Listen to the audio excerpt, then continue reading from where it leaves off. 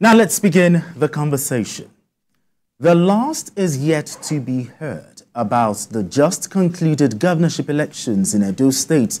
The People's Democratic Party, PDP, has officially rejected the outcome of the election as announced by the Independent National Electoral Commission, INEC. According to the results announced by INEC, the candidate of the All Progressives Congress APC, Monday Okpebolo, won 10 out of the 18 local government areas in the state, while that of the PDP, Asue Igodalo, secured 8. But the PDP acting national chairman, Umar Damagum, claimed that the PDP candidate was the legitimate winner of the election and alleged that the election did not meet the necessary democratic standard. The party enjoined Nigerians and lovers of democracy to stand in solidarity with the people of the state to reject the outcome. All right, let's bring the conversation home. Bikil, the results have been announced. And even though there's been statements from the PDP candidate, statements from the Edo State Governor, but this does not look as if it is far from over for the PDP, isn't it? Well, in every election, the people naturally should have the final say. In our country, many times, in fact, most times, the courts have the final say. And this is not a culture that we want to see continue.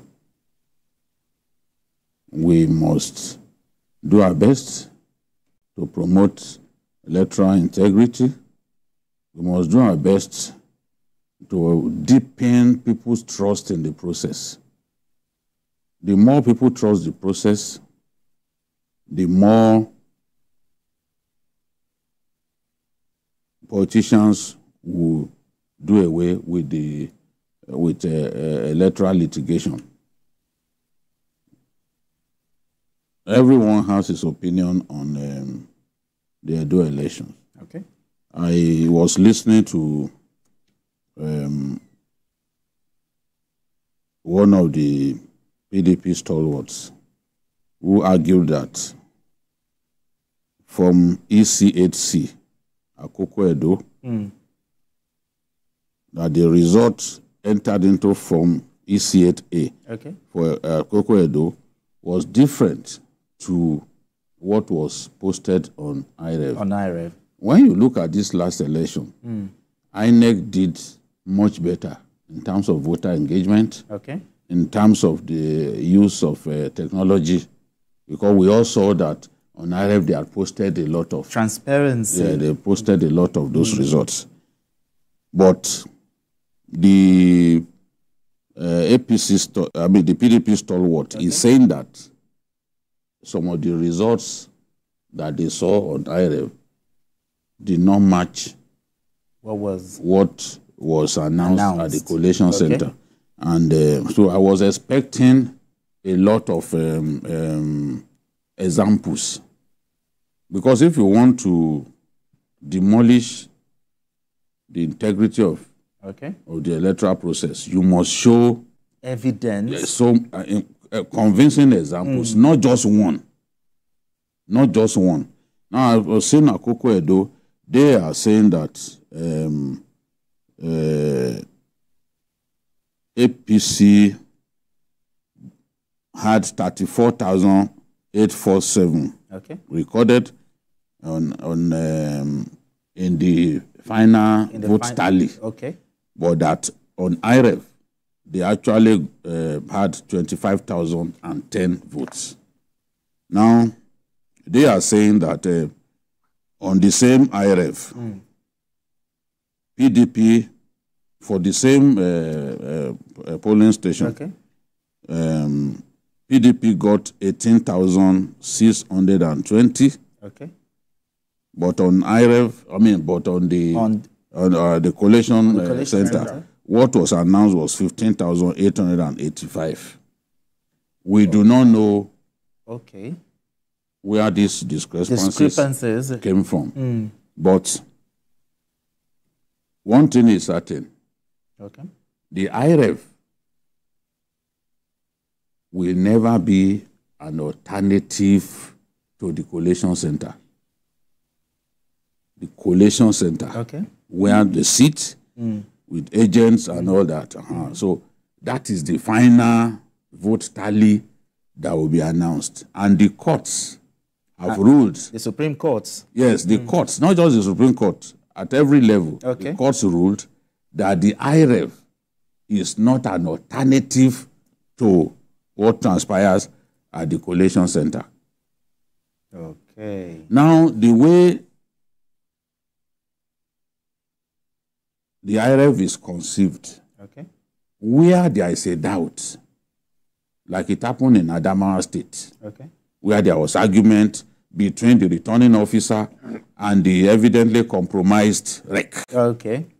What was posted on IREV can be used, okay, to ascertain the truth. To reconcile, okay? Yes, you can do some reconciliation.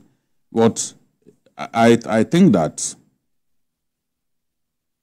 we need to do something about our election, the quality of our elections. I was reading what Akpata, okay, the candidate of the Labour Party, had to say. As far as he's concerned, this was an election for the highest bidder. And he said, given the crushing economic hardship that our people are going through, that he cannot blame the people, those who saw vote selling as an opportunity to escape momentarily from poverty. Because they cannot offer permanent escape. So he said that even some of the people who took money to vote, to vote for two big parties, okay, were Labour Party supporters and agents. They took the money and voted against the party. He said all of that. Yeah. You know? So for me, vote buying, and he admitted it too. Yeah. That vote buying is on the same scale as ballot box snatching and ballot box stuffing. Exactly. He did not see vote buying as inferior to those electoral crimes. I mean, it is wrong. We cannot continue like this. Okay. Our people must be able to vote for candidates without being offered money. What these politicians are doing,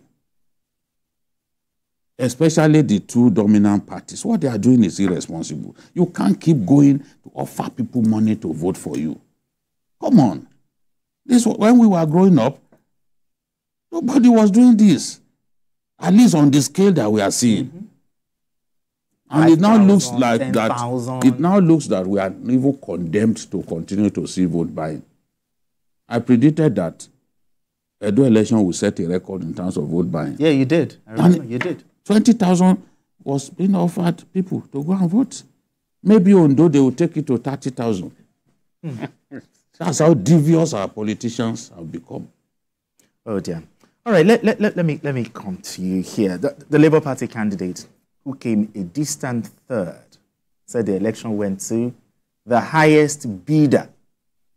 Now, talking about, obviously, was talking about the issue of inducement, but the issue of vote buying, let's talk about that part. Do you think it can stop?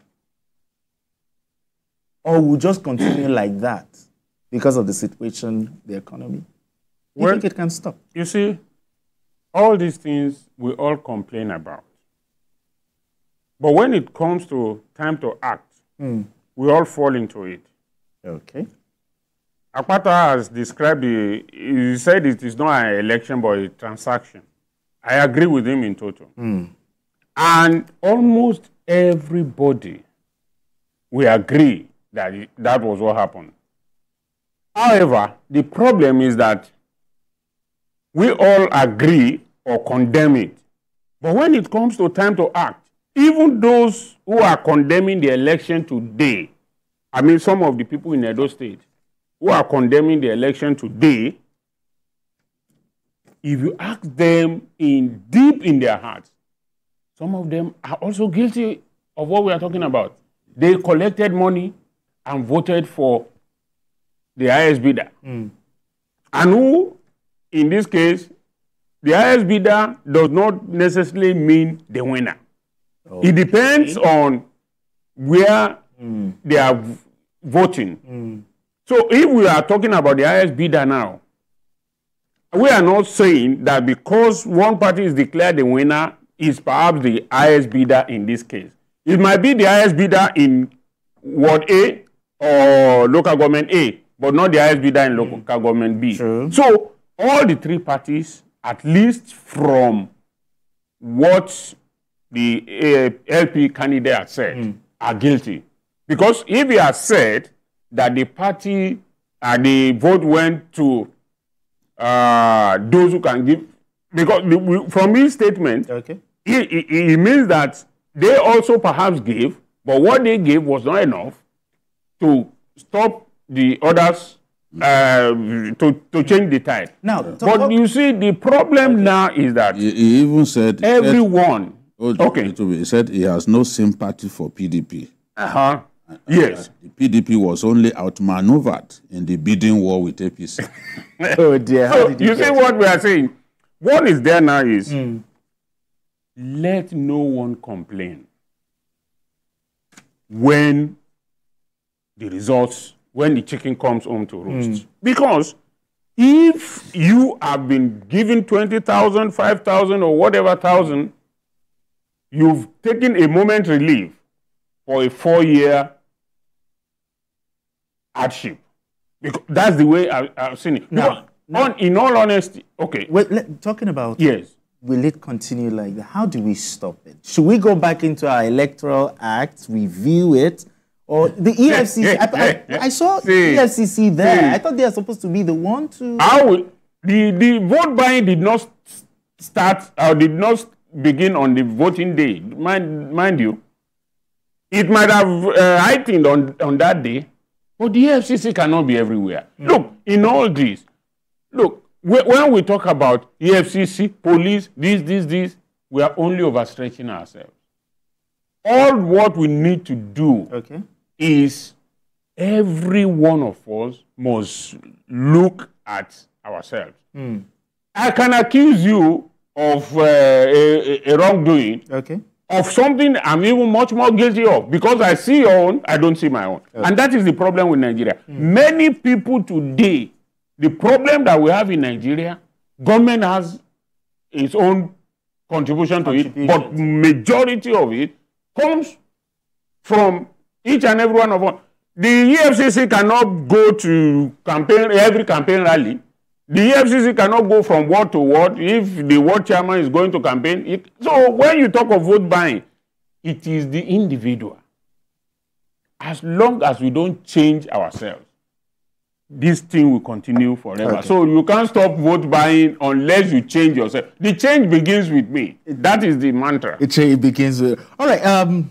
Let me read a small quote from... from Our sacred electoral process was reduced to a commodities market, a bidding war for votes. This practice is no less damaging than outright ballot stuffing.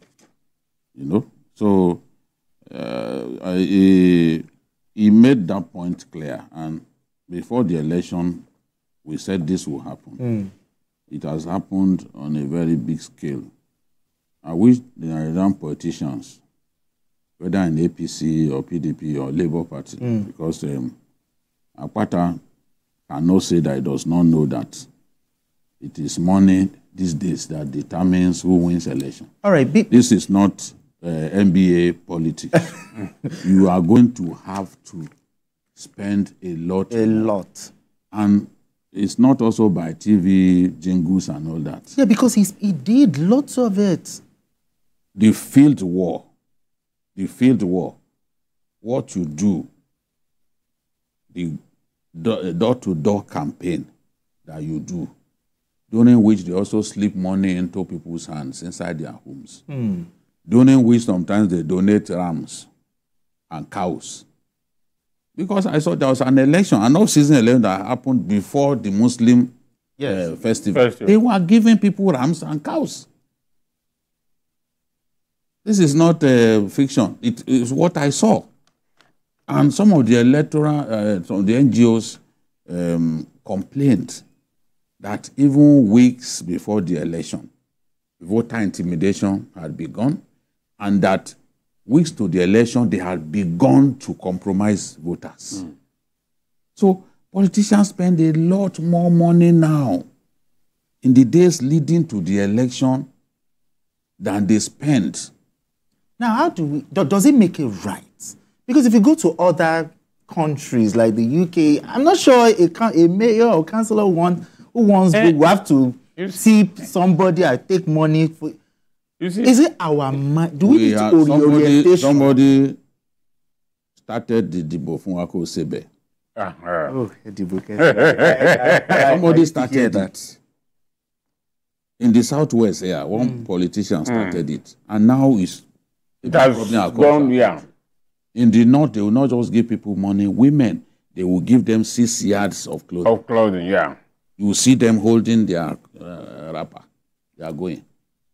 We have now conditioned ourselves to buying people's conscience ahead of election. All right, BK, let's talk about, still talking about, let's talk about the Peter Obi effect. Okay, in the 2023 election in Edo State, we saw that they voted massively for the Labour Party. But how come this Peter Obi effect did not really showcase in this off-cycle election? Is it because it's not on the ballot? Politics, they say all politics is local. It's local. But for the governorship election in a state is a different kettle of fish. Yeah. It will have been naive for anybody to think that Akpata will make an impact in this election. And I remember Ibrahim Shita asking me on election day. I was talking about a 3-horse race. I said, which 3-horse race? That's not going to be a 3-horse race where somebody scores 98 votes in an entire local government. Wow. Which 3-horse race are we talking about? You see, the Peter Obi tsunami is not meant to be permanent. Tsunamis are not by nature permanent. Yeah. Okay. Tsunamis are a fleeting thing. They come. Just go. Yes. So Peter Obi, if they do another election today, you do not expect that same Peter Obi effect that we had in 2023. Now, before we even go further, okay, Peter Obi crushed every opponent in the southeast. Yes. How many states did the Labour Party then win in the southeast, where he was clearly the leader? How many states did his party succeed in winning? Only Abia. Only Abia. And I can't even say that they won Abia because of his simply the Peter Obi effect. It will be unfair to the current governor because that man had contested in the past and had been victims of bare-faced rigging. Yeah. The election he contested before this last one, he could have won easily if not for bare-faced rigging. Yeah. We still remember. Yeah.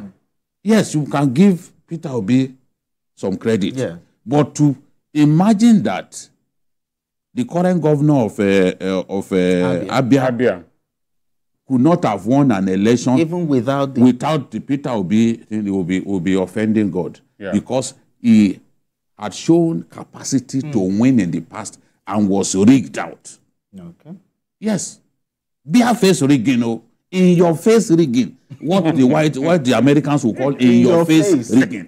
He was a victim of that. Because we cover these things. So the question, if the Obi tsunami didn't rub off on PDP governorship candidates just 2 weeks after he swept through the southeast, 2 weeks, it didn't rub off. Then you are now 1.5 years after. You expect to see the Obi. Come on. I mean, this is not, politics is not like that. has Akpata ever contested an election in our country beyond the NBA team? I mean, you have to, and he's contesting against people who are much stronger, who had stronger structures behind them. Yeah. And Asue, for example, was the candidate of the ruling party. Sure. So you expect that the ruling party will use all the resources at its disposal in that state because they control the grassroots in their state. You know, so these things have a way of impacting electoral outcomes. Akpata, as far as that election was concerned, was not a formidable candidate. He had no impact at all. He was just there to make up the numbers, just like the 13 other political parties. Yes. He was just there to make up the numbers. All right. You know? You despite all the adverts and all, the Peter Obi, were you surprised by, the fact that he came a distant third? Not surprised, but also in the same vein, I want to say that what really happened there shows clearly that people are just made in their ways. Because if it were to be election issues in election, I think it would have made a better scores. But it doesn't. We talk about structure, we talk about things, and what this shows for us is that in every election, people must work very hard and not close their eyes to, no matter how simple it is. The good thing about this election, that for me, is that at least all the three major parties in the state, or the three candidates, agreed that there was no violence. Yes. It is money, vote buying, and the rest of them that they talked about. So maybe we've gotten over violence in the election. Perhaps as we go on, vote buying, perhaps maybe that one too will be a thing of the past. All right then, it's still Journalists Hangout. We take a break, and when we return, the conversation continues.